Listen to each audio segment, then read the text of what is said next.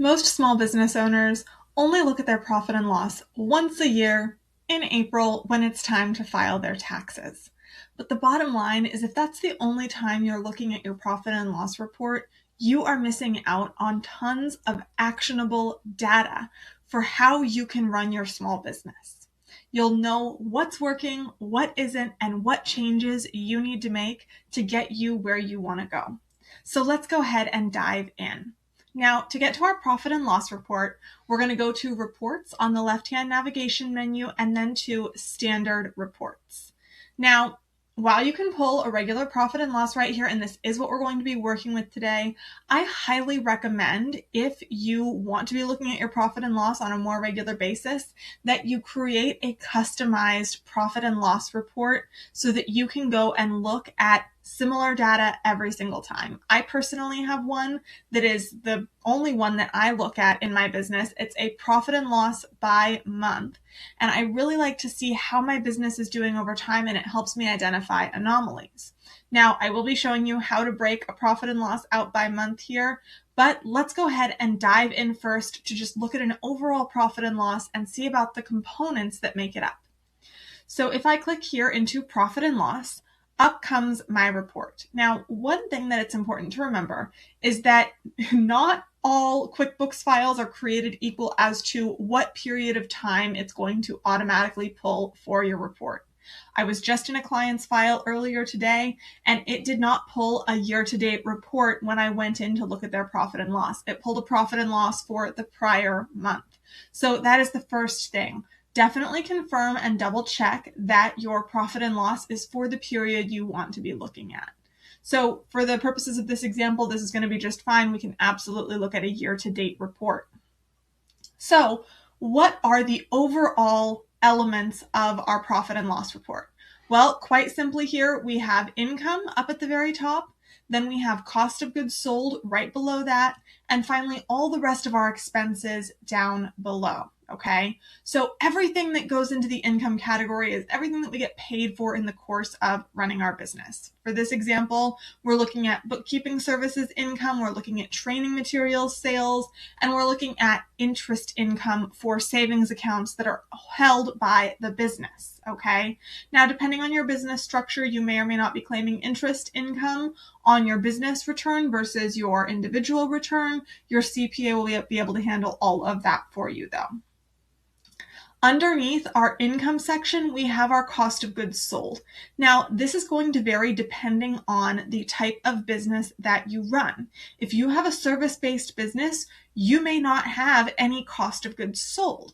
But if you have a brick and mortar retail shop, or if you run a restaurant, or if you are a construction company, you are likely going to have cost of goods sold. Now, cost of goods sold is basically whatever it costs you to get your hands on the raw products or raw materials that you then sell to your customer. So if you have a brick and mortar retail store, we're talking about the books or the candles or the clothing that you purchase, mark up, and sell to your customer.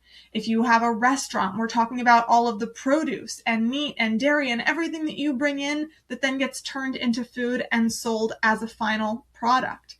If we're talking about a construction company, we're talking lumber and pipes and any kind of hardware, anything like that that goes into creating the finished product that is sold, okay? So basically what happens here in this top section of our profit and loss, we have all of our gross income, all of the different sources that we have coming into that bucket. Then we have cost of goods sold. We actually subtract cost of goods sold from our gross income number, and that gives us our gross profit, okay? So that is that first top section of your profit and loss. Then we have all of our operating expenses. Now, something to keep in mind here, depending on your business and if you're manufacturing or not, sometimes certain elements of labor or wages might end up in your cost of goods sold. But at the end of the day, wages that you pay to your employees are going to be a deduction to you one way or another, and they will show up as an expense. So, whether or not they're in cost of goods sold or operating expenses, that's kind of two sides of the same coin, right? The reports are going to look a little bit different, but you're going to arrive at the same net income number. So Underneath, we have all of our expenses here. Now, something to keep in mind is that taking subcategories out of the deal here, all of our expenses are going to show up in alphabetical order. So if you're ever looking at your profit and loss and trying to find a particular line item, that's one way to quickly and easily track something down. Okay, so then we total up all of our expenses from running our business.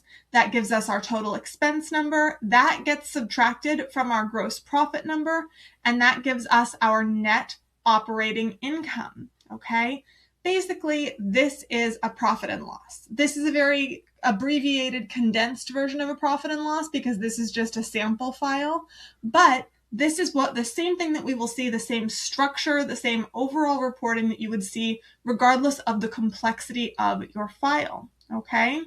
Now, something that I personally really like to do in my business, it gives me a really good idea of how things are going and if there are any anomalies that I should keep my eyes on, is I like to run my profit and loss by month, okay? So instead of having it all in one bucket, I'm going to say display columns by month. Now, what this does is I not only have my total right here, but I also have each and every individual month so I can see if there were any spikes or any anomalous things happening in my company, okay?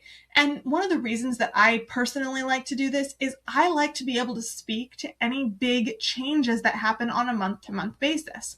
For example, if all of a sudden my office supplies went up to $1,700 in a month when in the past they've been $500 or under, I might want to speak to why that was, right? Did I buy a whole bunch of new equipment? What happened there?